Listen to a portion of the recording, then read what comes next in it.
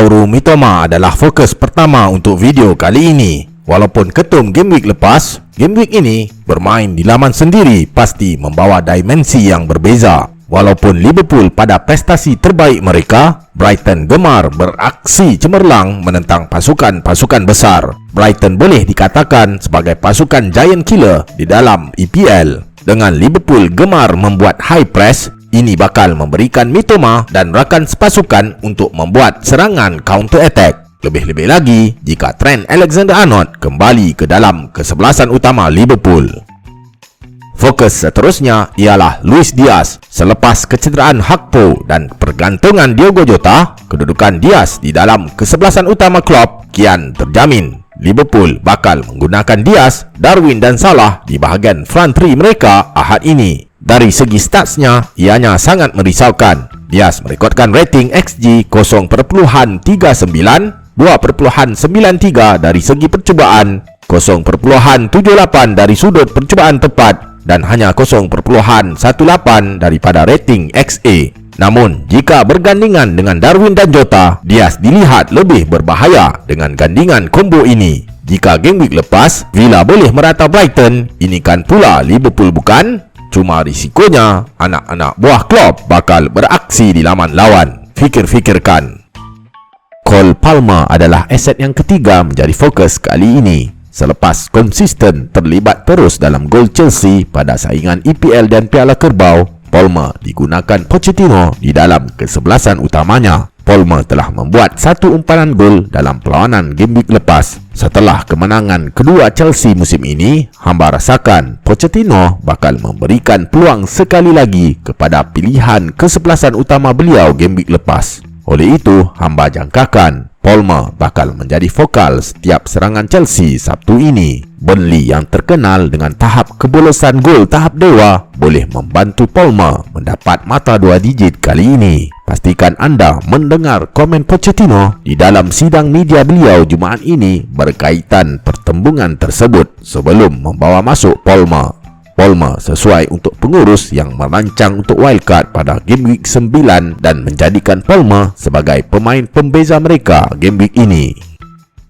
Rasmus Højlund adalah fokus seterusnya. Setelah cemerlang dalam saingan Liga Juara-Juara, Højlund sudah mula lebih lama digunakan oleh Ten Hag di dalam kesebelasan utama United. Højlund menjaringkan 2 gol di dalam perlawanan menentang Galatasaray beberapa hari lepas. Namun risikonya adalah rakan sepasukan. Selepas dilabelkan tamak oleh netizen, Rashford kini mula berubah kepada team player yang kerap mencipta peluang untuk rakan sepasukan. Tetapi kini beliau menjadi terlalu bendul. Pada kedudukan cerah untuk menjaringkan gol pun, Rashford membuat hantaran. Jika ini dapat diperbetulkan, gandingan Højlund dan Rashford bakal digeruni. Game week ini, The Red Devils bakal menentang pasukan yang mula bermasalah, Brentford. Selepas kecederaan beberapa pemain utama mereka, Brentford kini adalah fokus jadual mudah pengurus fantasi.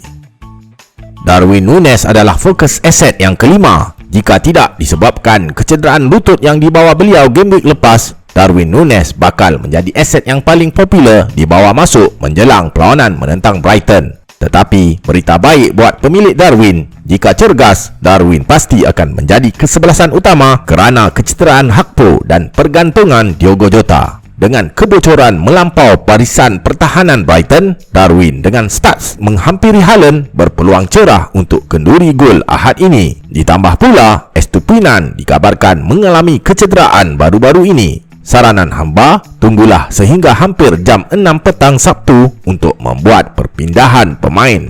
Jika Darwin dilihat berlatih bersama pasukan ataupun anda mendapat sebarang berita dari laman sosial yang menunjukkan Darwin bakal menjadi kesebelasan utama, penyerang kebangsaan Uruguay ini adalah calon aset yang boleh dipertimbangkan game week ini.